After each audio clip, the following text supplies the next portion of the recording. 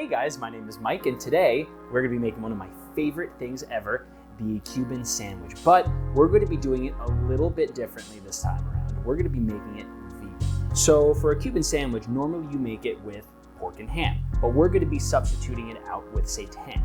So what is seitan? Seitan's actually a protein substitute that you can create with vital wheat gluten, flour, and water. Now, what's great about seitan is that it actually, ounce for ounce, has more protein in it than meat sources like chicken.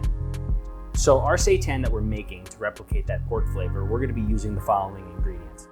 For our wet combination, we're going to be using a half a cup of onions. We're going to be using about 6 cloves of garlic, a half a cup of vegetable stock, the zests of 2 oranges and 2 limes, as well as their juice. Zest. We're going to be using about a tablespoon of brown miso paste, 2 tablespoons of olive oil, a combination of spices, 2 tablespoons of garlic powder, 2 tablespoons of onion powder, 2 tablespoons of cumin, 2 tablespoons of coriander, a tablespoon of salt, and 1 tablespoon of paprika. And for our dry ingredients, we're going to be using 1.5 cups of vital wheat gluten, 1 cup of mushrooms, and 1/3 cup of chickpea flour. So to start our wet ingredients, we're going to start by making a quick saute of some of our vegetables. Start with 2 tablespoons of olive oil.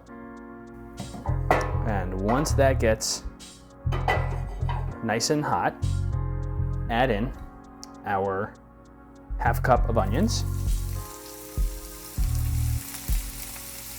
That's going to saute for about 3 to 5 minutes, and then we're going to also include some garlic in that. And what we're looking for is for them to be nice and translucent. Then we're going to add our mushrooms. Okay, so now that we've got our onions and garlic and mushroom all sauteed, we're going to blend all of our wet ingredients together in our blender. So we're going to go ahead and we're going to add these in, like so. Then we are going to add our vegetable stock, our juices, our zests, our seasoning combination, and our miso paste. So we're just going to do a dollop of that right there. So now that we have our wet ingredients all blended together, we're going to combine all of our dry ingredients into a KitchenAid with a dough hook attachment, and we're going to add the wet ingredients to it.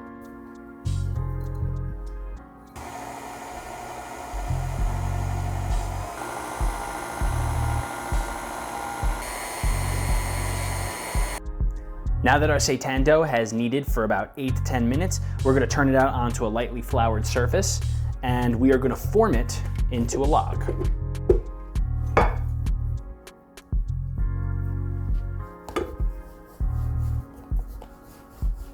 And then it's going to rest for about 5 to 10 minutes.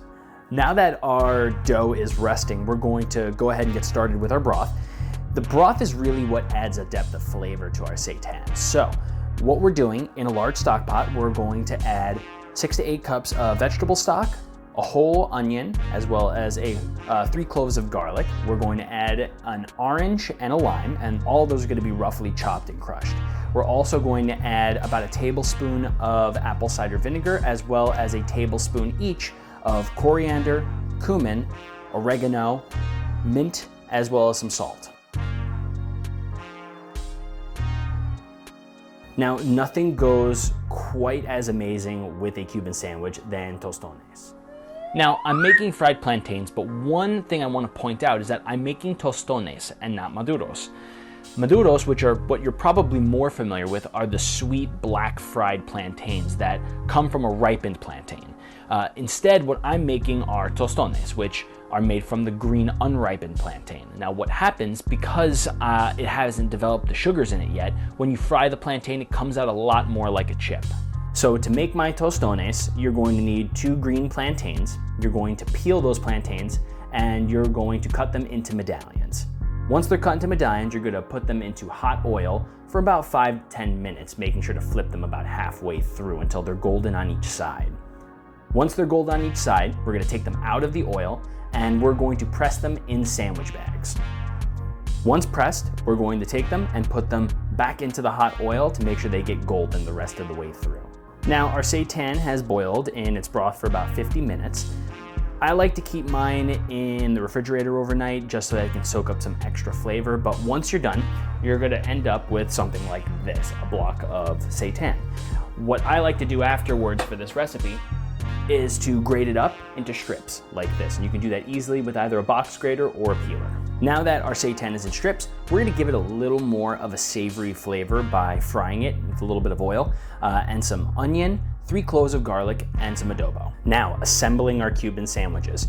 We have here our rolls, we've got some vegan buttery spread, some yellow mustard, our cheese, our seitan, pickles, and our plantains. Now, we're gonna start by putting some of our vegan buttery spread into our sandwiches and just brush that on. Then we're going to put some yellow mustard on here. Next, we're going to add our seitan. Now that we've got our seitan, we're gonna put our vegan cheese. We're gonna add our pickles and our plantains for a little bit of crunch. Vegan buttery spread. And put it on the tops of our sandwiches. We're gonna let it toast. It's a messy sandwich. There you have it, Cuban sandwich made completely vegan.